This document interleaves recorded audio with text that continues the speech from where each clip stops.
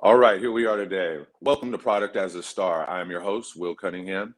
And on this show, we talk to folks interested in getting the word out about a product, good, service, message, or a call to action. Today's topic is going to be about flat Earth, and I'll briefly tell you guys where I stand on flat Earth. I have no problem with disclosing that I do not believe we're on a globe. I'm about 70% leaning towards flat Earth and flat Earth cosmology. And with that being said, we have, today's discussion will feature a conversation with Flat Earth Dave. And at this time, I'd like to welcome Flat Earth Dave to the show. And we can start by Dave giving us a little bit about your background. Hey, Will, can I make one request at the beginning? Can you make us side by side in landscape rather than the screen cut in half? You know how to do that in StreamYard? There's a way to How make would I it. make us? I do not. Okay, let me check it out if I can make a Because side by I won't side be able to layout. show. Okay. Yeah. Well, we're split screen right now. See, There so you go. this You is did sort. it. You did it. You did it. You did it. Perfect. All right, Perfect. all right. Easy Perfect. Oh, enough. Boom. There we go. I made the All right. 666 symbol. All right. So what'd you say? What? Be careful. Do we have a little bit of delay going on here? Today I think we do have a little bit of a delay. Why don't we just start with your background? My background is I was born and raised on the East Coast. Went to college. Started worked for a corporation. Left the corporation. Started my own business. And during all of that, I was doing a podcast on the side about conspiracies. Very interesting. You know, I started off with the Federal Reserve and the IRS, and it kind of branched out. And then Flat Earth kind of came into the picture. And like anybody, you probably have the same story yourself. When you first hear about Flat Earth, you ridicule the people that even suggest that you look at it. And then once you try to debunk Flat Earth or prove the globe, that's when you lose. The globe loses every single time when anybody takes an honest look at it. So here I am. I've left my own company. I do this now. I've created an app which helps you bypass the censorship and helps people. It's helping millions of people now wake up to the Flat Earth reality. Wow. So I got a couple of different topics that I want to start with after doing my research, and I want you to explain to us who is Robert Simon. Robert Simon. Robert Simon. Robert. Now you got me messed up. Robert Simon is he's the guy that in NASA that created the blue marble. Right, he's the one that made this picture that's on everyone's laptop, and not a laptop. It was on everyone's iPhone when the first iPhones came out. And he said he made it in Photoshop. He admitted that he took strips of data and said, oh, there's more plankton here, not like strips of photographs. Some photographs, but he literally made it in Photoshop. And he's really not even that good at it. He used the same clouds again and again and again and again. And when you look at any pictures of Earth, NASA even admits that they don't have any photos of Earth. They don't have photos. They show us photos, show us this. But look at the United States. This is the United States. Now, you have to believe that all of the other continents are on the other side of the Earth. Right. Where are they? Where are they? Right? And then here, too, this is the blue marble, and this one came out a few years later. What's going on here? Look at the United States. Look at the size. Where are the rest of the continents? Jeez, your guess is as good as mine on that image. I mean, there's not room for much else. Right, and just one more thing. People say, well, it's the lens, it's this, you're not seeing. Well, we can measure. We can drive across Mexico and Baja, come up with 934 miles. NASA tells us that it's the diameter, a straight line through the Earth, the width of the Earth is 7,917. I should be able to fit 8.5 of these in between these two red lines. Right. And it goes off the page. Fascinating point, because I do have it later on to talk about map manipulation and how that affect. Yeah. So I did want to get into that. So I'm glad that this is actually foreshadowing for that. Moving kind of right along, I'm glad that we illustrated just who that person was who worked for NASA, Robert Simon, I believe his name is. And on the next topic, I wanted you to talk about the sort of like a Bitcoin bounty that you sort of, I don't know if anybody's taken the challenge. I realize that you had if I'm not mistaken, a challenge for anyone that can prove the globe model. Can you talk about that a little bit? I'm making it really easy. Anybody that can come up with one proof of the globe, just one. Now, I don't want you to debunk my map because you know what? Our map isn't perfect, right? Don't debunk flat Earth. Prove the globe. Show us one thing that proves the globe. Show me one thing that proves the globe. And I'm offering 3 Bitcoins. And the challenge goes like this because of all the censorship and because people will be like, oh, well, boats over the horizon, sticks and shadows, Aristophanes. All of that information is available online. But when you search for it, you're not going to find it. Okay. They had a congressional hearing with social media and Facebook and YouTube. And they said, what are you going to do to hide fake news? It's about fake news. And they brought up flat Earth. They go, well, we're gonna basically shadow ban it. So the information's there, but it's really hard to find the good videos. Now, if you search flat Earth, you're going to get all of the propaganda videos, all of the crap that you just watch a couple of those videos and you're like, oh, flat Earth, this is the dumbest thing ever. But all of those videos are carefully taken apart. So this is the Flat Earth Sun, Moon, and Zodiac Clock app. Every day, there's a new video that shows up right here. You click that video and watch the video for every day for 2 weeks. At the end of that 2 weeks, if you think the Earth is a globe, great. Send me the proof. But before you do, you have to hit that button right there, the question mark, and up comes the top questions that you can ask. Like, hey, what about eclipses? What about seasons? Hey, what about ships over the horizon? If I hit ships over the horizon, up comes a playlist of videos that YouTube doesn't want you to find. Well, they're all here. They're all here and more are being added all the time. Watch those and you'll understand why ships don't go over the horizon. Right. And speaking of that, what's some of the strongest proof that we have that we live on a globe? I mean, because you said it earlier, you used to be into the globe, and you would disregard or minimize any perspective about flat Earth. So, what if you were to go back to that time? What is the strongest proof that we live on a globe? The number one proof was ships over the horizon.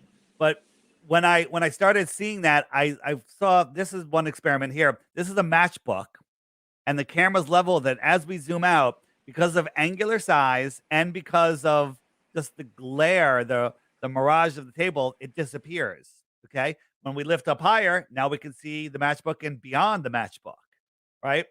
So when I saw all of these videos saying boats go over the horizon, I said, I got to go do that myself. So I get a super zoom camera. I bought $1,000 camera, and you can zoom out onto this empty horizon. But look right here. Is there a boat here? There's a boat. Now this boat is not over the horizon. We're going to zoom in. Its angular size is getting bigger. Okay. And now as I zoom out, it's going to get smaller. And these waves in the foreground are going to make it disappear from the bottom up. The waves in the foreground are bigger, and they make the boat, which is getting smaller, disappear from the bottom up. It's gone. And now a glober would say it's over the curve, but it's not. So I went out and did this myself. And then I said, okay, well, you got to see really far. The Earth is so big there, you won't be able to see curvature. And I found out, according to curvature calculation, that at 10 miles, there's 66 feet of curvature. So I was spotting things at 10 beaches over 10 miles away, buoys, boats.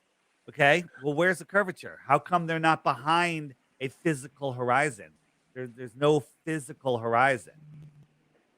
So shouldn't that be the end of it? I mean, like, it frustrates, like, shouldn't this end the argument, like, right there? Like, I mean, in other words, if you and I are having a discussion and we're putting information on the table, and the question was, what's the strongest information that we live on the globe? And we get into curvature as it appears to the eye, but then we use instruments that allow us to extend our eyesight, and yet we see that that's not the case. Shouldn't people have to explain that instead of just going on to the next topic? And if they can't, shouldn't they concede the argument at that point? 100%, but they yell refraction. They argue the actual curvature calculator. They do all sorts of nonsense. But we can see too far. The radius of our Earth, they tell us, is just under 4,000 miles, 3,958, I think. Okay, so the center of the Earth to the tip of the Earth, where my fingers are. So here's the curve of the Earth. That's the radius. Okay, and so using their math. With their assumed radius, nobody knows how they got the radius. The whole radius of the Earth is a whole nother thing. And so we can see distances that if the Earth was a globe, we would need a radius of over 275,000 miles when our Hmm. radius is less than 4,000. Okay. So we can see things that far away. Wouldn't they have to see around corners too? Well, if on a ball, you have to see over the curve. Right. Okay. Right. Okay. Well, that kind of dovetail back into what we talked about a little bit earlier, map manipulation and sort of what's going on with the maps. Like, I mean, because according to me, from what I've understood, and I'll cite Jane Elliott on this, who was talking about, she has a piece on YouTube about manipulation and how the United States is represented larger than what it actually is, and how it sits slightly above the equator. And she goes into that. Do you and I think it's important to talk about that so that a lot of people go, well, why would they? Why would anybody lie about this? Or why would anybody, make a conspiracy that we live on a globe? Well, it's not that simple. It's like, first we need to establish precedent that they've been messing with the maps and then sort of, breadcrumb this to establish if the people who are giving this are credible. Yeah, so there was a famous scene. I thought I had it. I thought I had it queued up here. In the West Wing, where they talk about the map, how it's makes northern countries bigger, and just the globe is the worst map of all. The globe makes no sense whatsoever. Hmm. That no one uses a globe to navigate. They use the AE flat Earth map. The azimuthal equidistant map, and that's been used for Well, say that again. the azimuthal equidistant map. This is the map that they use for navigation. Okay. Okay. And essentially, they wrap that around a ball and tell you we live on this ball when the truth is Antarctica is the land that surrounds our ocean. It's the container of our ocean. Get that? Right. It's a Okay. container of our ocean. So, imagine our map, you wrap it around a ball, and this is where they tell you live. Hmm. You're walking upside down in Australia. Um, you're spinning on the side on the ball sideways at 90 at 1,000 miles an hour. Okay, and somehow the water just stays uniformly beautiful on there. It's absolute insanity. Insanity. It's very interesting because you mentioned the word spinning, which brings into motion, and I have no problem bearing my naivete because it's just something. I mean, hey, if I'm green on a subject, that just means I have more to learn. So I have no problem with bearing this statement out there. Let's talk about motion for a second because when I'm in a car wash and I drive the car into the car wash and the car sits still, but the walls keep moving, it gives me the same appearance of motion. And I'm wondering how come, what am I missing here? Because that's the feeling that I get on the planet. Like we're fixed, but the sky is moving. I liken it to being in a car wash where everything is moving around you, but the car is actually sitting still. But yet you still have that experience of motion. How naive am I for thinking like this, or what Well, needs I to mean, be corrected here? the car is moving through the car wash, isn't it? Or you have the car wash that moves through the car. No, no, no, no, no, no, no. No. You park. You go over a bump, and it Yeah, gives you a green light, a red light. You drive yeah, the yeah. car to a certain point. Then it says red light. You stop the car. At which point everything starts happening around you. But you're stopped at the red light, but it still feels like you're moving. These Yeah, things come around. It's like you get the almost. Oh, go ahead. yeah, no. I'm sorry. We have this overlap, so I was letting you finish, but I'll continue. It's way worse than that. In the official model, we're spinning at 1,000 miles an hour. Okay, at the equator, when you're watching the sunset, you're falling over backwards faster than the speed of sound. That's just insanity.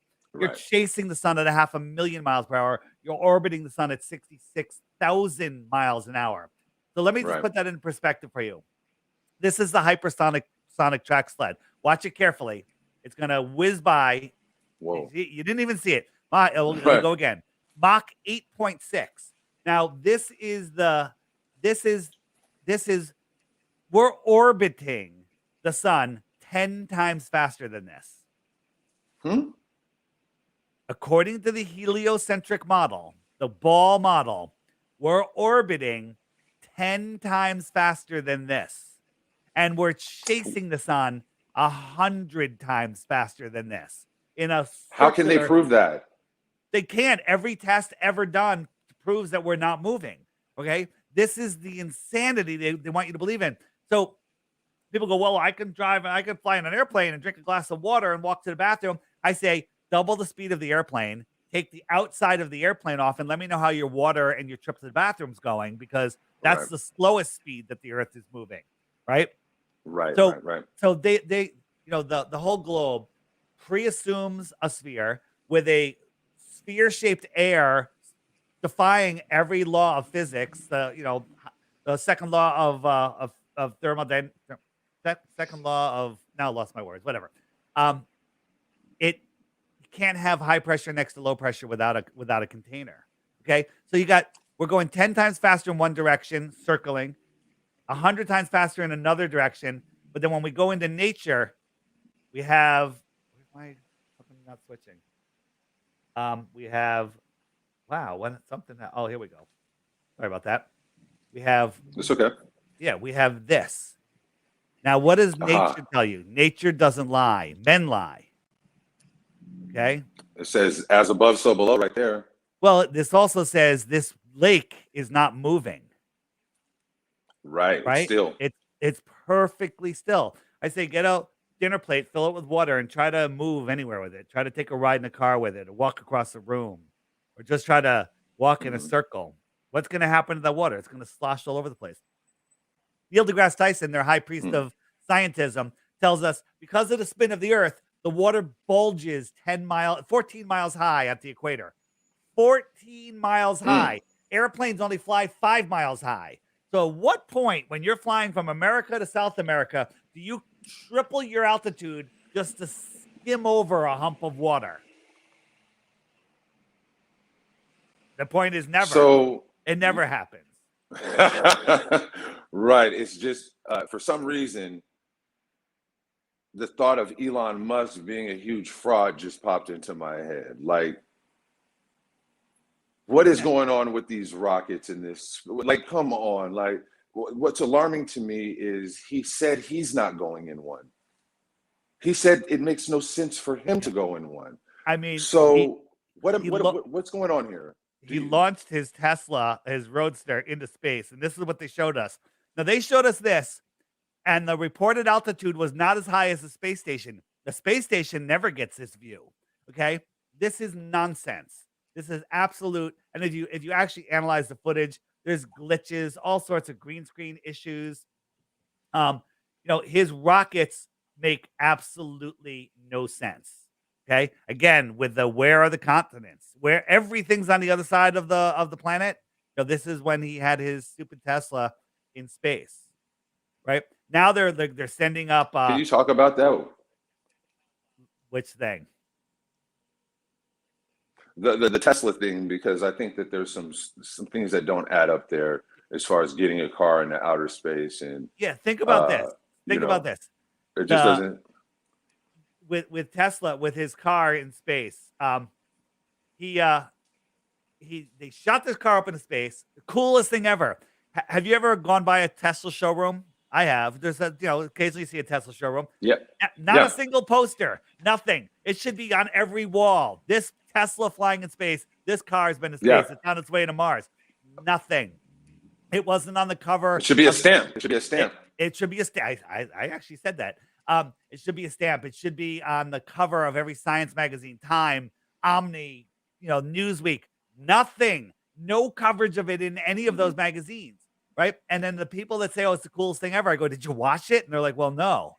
Right. They show like 3 seconds of it. And his famous quote, Elon Musk said in the press conference right after, he goes, you can tell it's real because it looks so fake. We'd have better CGI. Quote. I'm going to send you after this interview. You're going to get an email from me. Wait a minute, with a bunch of links. With a bunch. Hold on. With a bunch of links, and one of them says Elon Musk fraud. 5-minute video shows you that everything that he's been touted to. I need that link. Yeah, that's what I need. Everything is complete nonsense. 5 minutes. Elon Musk is ruined. Done. Finished. Well, fraud. Well, I can name some off the top. Solar panels was already in a thing. Yeah. PayPal, he was like sixth in charge, seventh in charge over there, and didn't get his way and left. Right.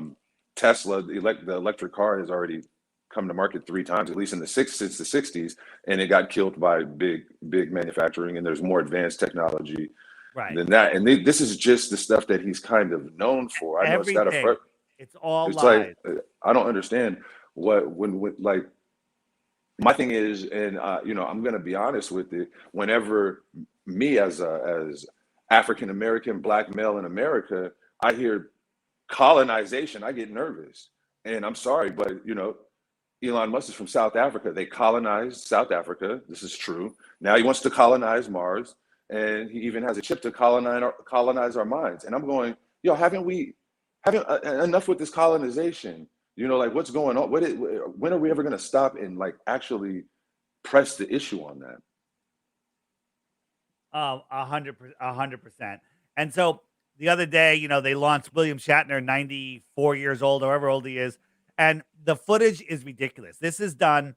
It may be in a zero-G plane. This may maybe just be in a studio, and these guys are hanging from wires. I actually think this is done in several shots on a zero-G plane where they're looking out. These are green screen windows. These are nothing, right? And if you look, there's like this Right. ship floating in the sky right here. If you watch that on the full video, you can see that when it transitions from the window to the wall, there's a glitch, right? These are not Right. real objects. Like the guy at the beginning, he's holding something. This is what they do on a zero-G plane. They're just having fun, and they're flipping around, and then they have Shatner, and they're going, "Oh, so cool, so cool." But think about this: when you go to It any does look fun event, though. and when you go to any event that has physical activity, what do they always have there? They have ambulances, at a marathon, at even just Yeah. Yeah. anything, a car track, whatever. The car track is a good example. There's always ambulances there. At a school fair, there's always an ambulance waiting, right? Shatner's coming down in this thing, right? This is garbage. This isn't real here. And then watch this impact, okay? Now, that's crazy. And then no ambulances, no medical people, no real press, just a few people from SpaceX were there, fake reporters. Jeff Bezos is there. He comes walking out. Are you frigging kidding me? And it lands. It doesn't land on any of these bushes. It lands in a perfectly cleared little spot when they go up to it. This is just nonsense. Wow. Wow. This is compelling, and I don't mean in any sort of convincing way. Yeah. It makes me think about NASA and what they have going on, and just a lot of the. I don't think people realize how dishonest and how contradictory NASA's messaging has been over the years.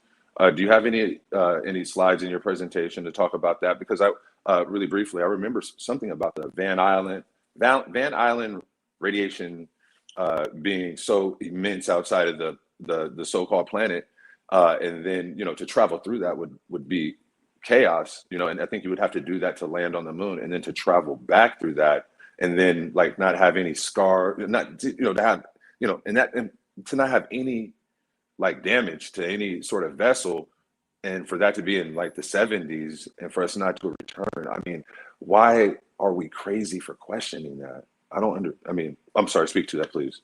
Yeah.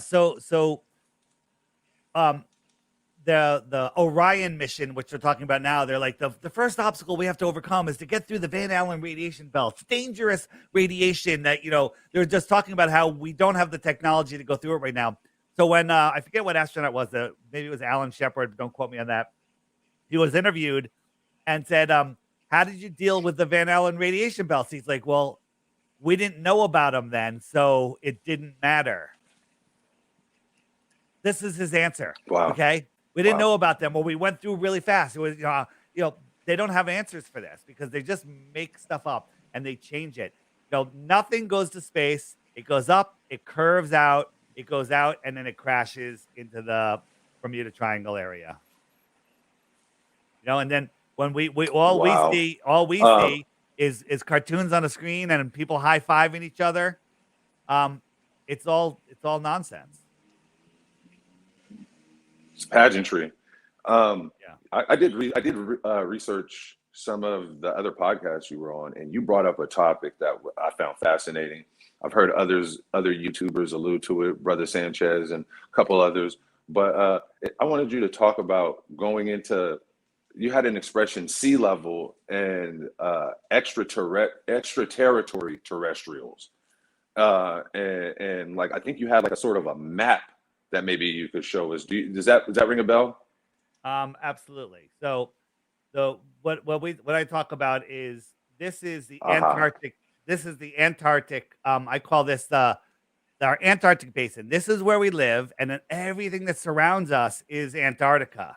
So the question is, what's out there? Well, we don't know. No one's allowed to go beyond this pink line. And Mhm. anyone that tries to go out here, this is still like 1,000 miles to Antarctica or whatever this. It's a huge distance, and all of Antarctica has got these buoys around it, these radar network mesh buoys. So anyone that breaks through that, immediately military ships come upon you, and you're stopped. You're turned around by force, and then usually put in jail.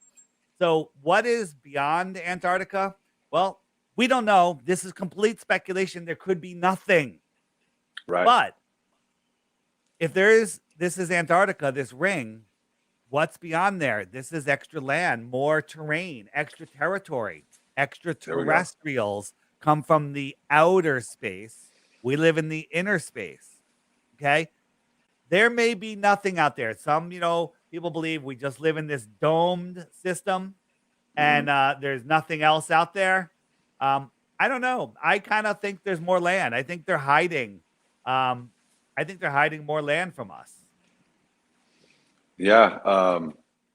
I could certain. I mean that certainly wouldn't surprise me that they would that a certain powerful group of people would want to keep us from going to develop other land and resources and potentially mining those resources and then developing some sort of a competition to get Or those maybe resources or when they maybe can. just living freely out there.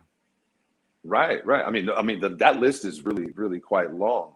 So now, yeah, I kind of like wanted to get back on some of these other topics because I'm out of question now. But just to that concludes my questions. I did want to get into some of the stuff about Aurora Borealis and how does light how does like one like a place like Alaska experience so much dark, for so long, and then And so much things of light. this nature, And so and much so much light. light. Right. So So yeah, if we could get some understanding on that, that would be great. Awesome. let me bring the app back up for a second.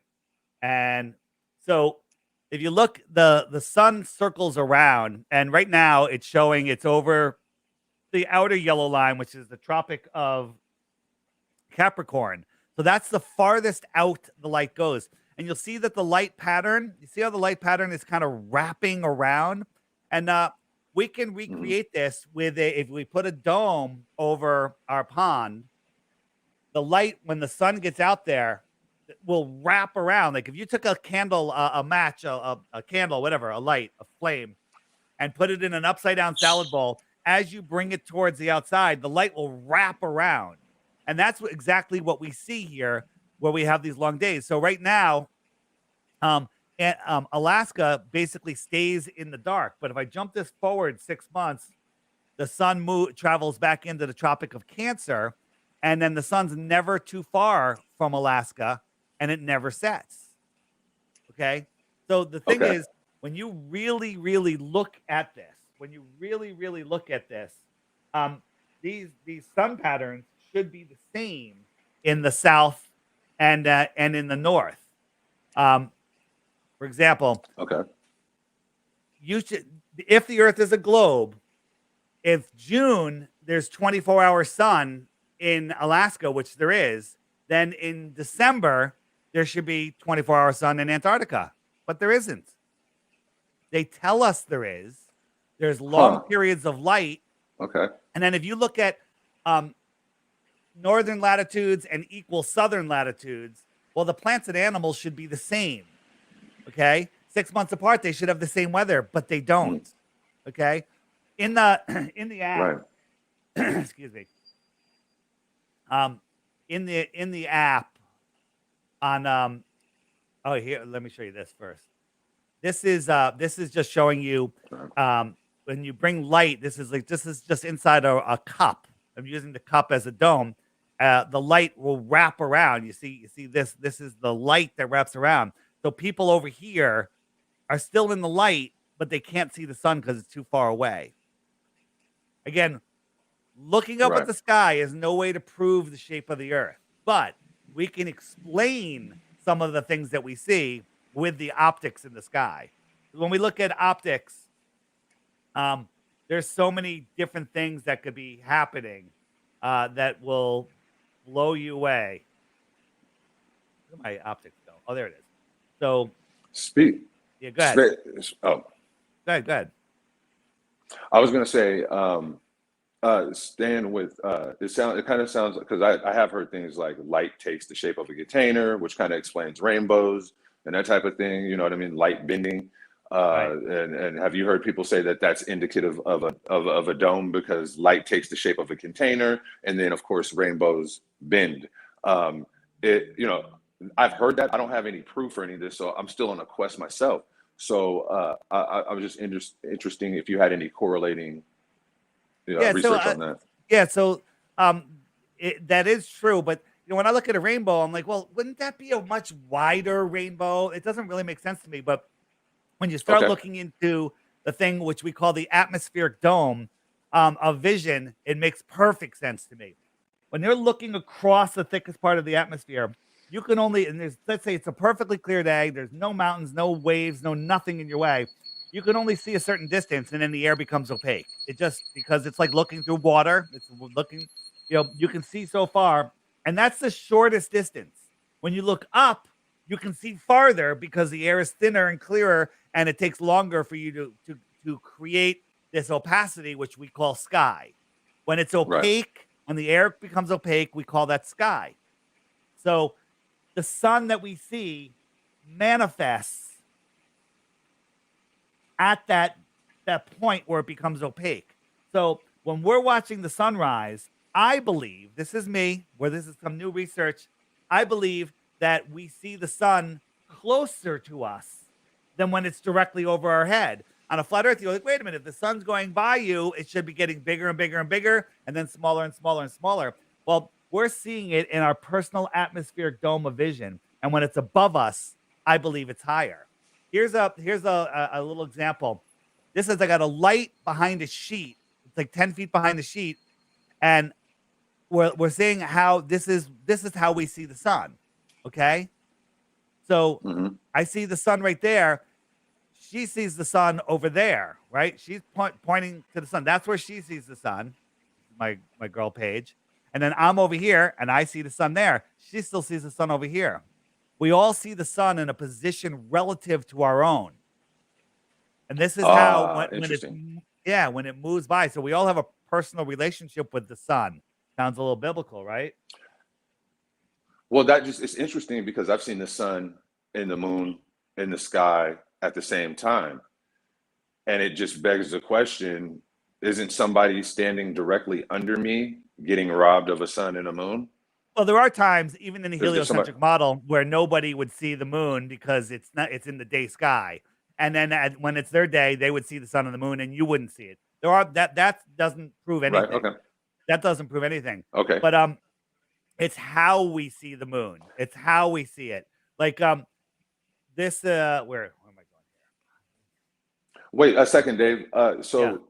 Isn't it reported that the sun gets the moonlight its glow? Well, that's what they're telling us. They tell us that that's what I'm saying. So if the sun is in the moon in the sky at the same time, and when it's clearly over here, and it's the moon, and it's like I can see a part of it, but the sun's way over here. How is that lighting that? I can see a partial of a moon, a little piece, and I can see sky through that. But the sun's at an opposite place in the sky altogether, and I can look up and see both of them. So I don't understand how the sun is lighting that source from way over there, but only partially to where I could only see still blue through it. Right. So and again, when you look at the what they call the craters of the moon during the day, they're kind of bluish, and at night they're kind of blackish. Are we seeing through Right. something, right? And when the moon Right. goes Right. Right. new, when there's a new moon, you don't see no one's seen the moon for almost 60 hours sometimes. I think the shortest was like 42 hours. Okay. There's no moon, right? The space station should be able to photograph it. Airplanes, somebody with a infrared camera, nothing. During an eclipse, you should be able to see it. You don't. Okay. And look at this. The sun is here. Well, Right. if this was lighting it up, the sun should be up here somewhere. Okay. That's what Right? I'm saying. Yeah. Yeah, it's not lighting up. Every month for about a week, it doesn't line up. Okay. Now, I believe that the sun and the moon are tied together, and there's an electrical exchange there. The moon is its own light. Okay. When you look at the moon Hmm. from Earth, it's bright. You can read a book by it. It casts shadows on the ground, right? But when NASA shows us this should be a full moon because the sun is behind the satellite that allegedly took this picture. How come it's not bright like that? How come it's not a bright moon and it's a dusty, dirty Right. Right. ball, right? Hmm. And then when we look up at the sky This at is night, we see, why does the moon only light up these clouds right here? Why doesn't it light all of them up? It's 238,000 miles away. Go get a spotlight, get a light, and bring it across the room and have it light up just a couple clouds on your wall. Then bring it all the way over. If you want to light up just Mhm. a small part, you have to bring it right next to it. This moon that this person is viewing is right behind those clouds. But if the person went up to the cloud level, the moon's going to go up too. You know how when you're driving down the car as a kid, you're like, hey, mom, the moon's following me. And your mom goes, no, it isn't. You know, blah, blah, blah. She's wrong. You Definitely. were right. It was Yeah. following you. Well, I'm not going to tell her that.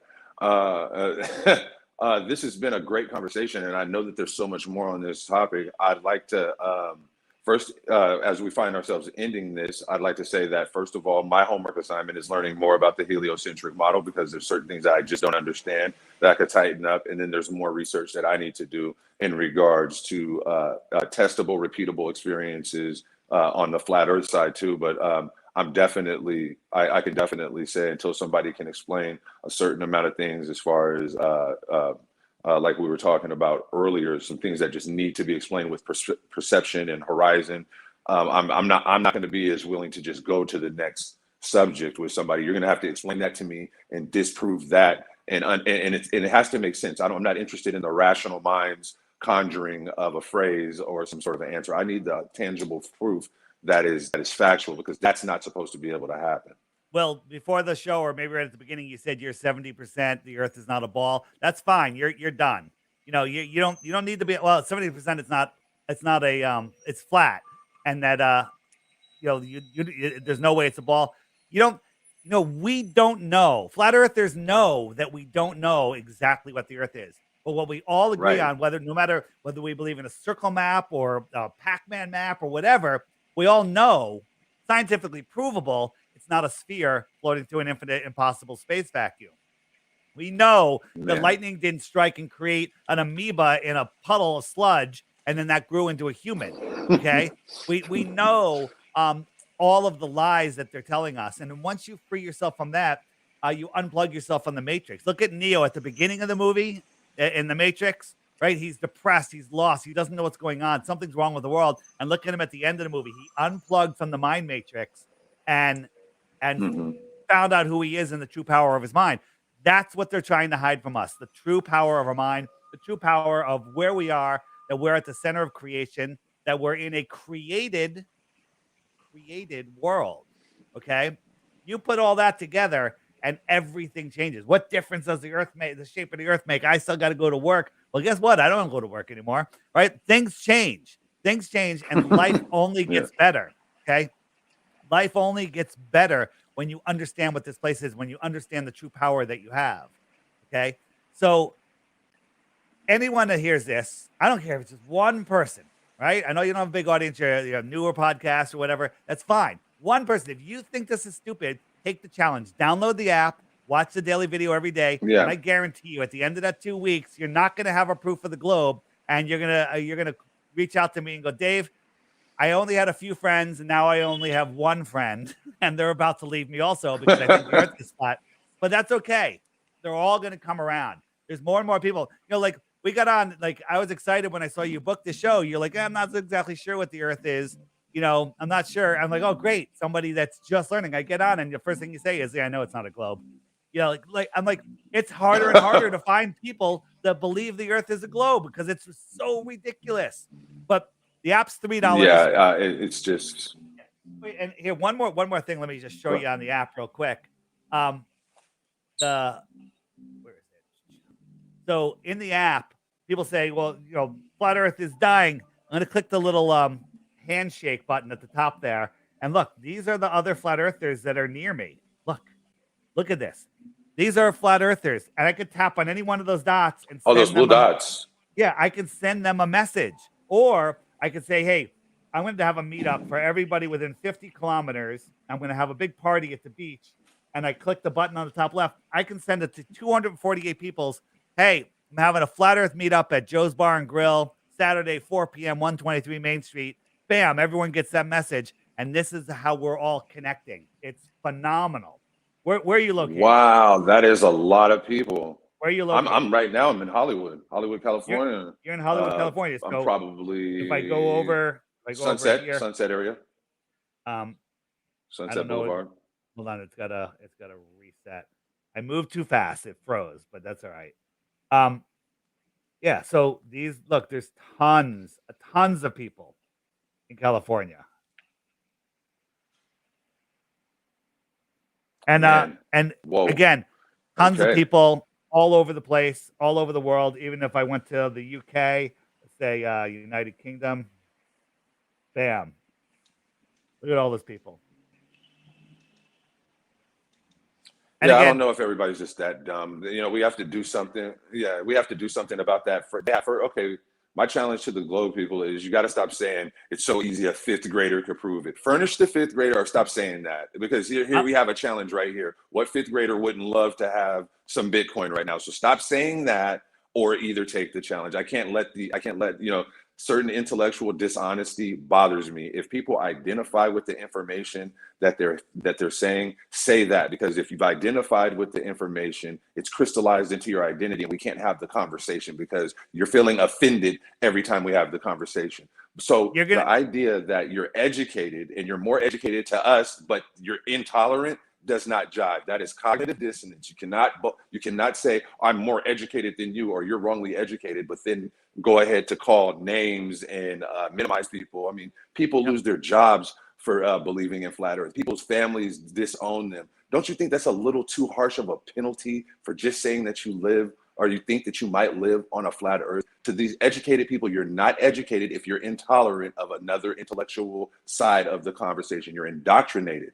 is what you are. You're not educated. So we need to draw that line in the sand. Sorry about that. I get really passionate about it because I'm not going to let people insult me. I'm not a stupid person. I understand what I'm saying. And at the point where it's time to offer proof about this type of thing, I get called, oh, you're stupid, or da da da da. No, I'm not. I'm very bright. I'm very intelligent. And you're going to have to do, you calling me a name is not proof of the globe. I was just going to say the best proof they have is you're a moron. Where did you get your education? That's the best proof they have. And that when you're going to see in the comments after this, because they don't come into the live chat that much, but you're going to see a guy named 15 degrees per hour, and he's going to come up, all stupid comments, all empty channels. This guy Jose, these trolls are assigned to me. They're going to show up and just respond to them. Is that your best proof of the globe? Because they won't offer one. They won't come on the show. I will tell them to come on the show and bring your presentations. They won't. Yeah, no. Okay, then they have to stop talking. Then they can't talk to me about it or expect me to take them serious. You go take that to somebody else who's going to bite. What I'm going to say is, you come on the show, you present yourself like you have some sense. Don't name call, and you get your points off. If you can't do that, you're not who you say you are. Go somewhere else with that. But on this platform, Product as a Star, we promote companies, new ideas, new entrepreneurs trying to bring new ideas to market, any new developments, any call to action, and any messages. That's what we do here. We don't blast or misrepresent or diminish people's point of view just because they don't see it like us. That is ridiculous. That's not educated, and it won't stand here. Nice. Well, I love it. Keep up the good work. Thanks for having me on, man. All right, man, let's do it. Let's do it again, man. I appreciate you. Thank you for everybody who came in and visited us and shared some time. I love this conversation. I look forward to, accepting anybody's information on this topic because I like it. It's mind bending, and let's have the conversation. Thank you, Dave. I appreciate you. All right, man. Thanks. See ya. All right, peace.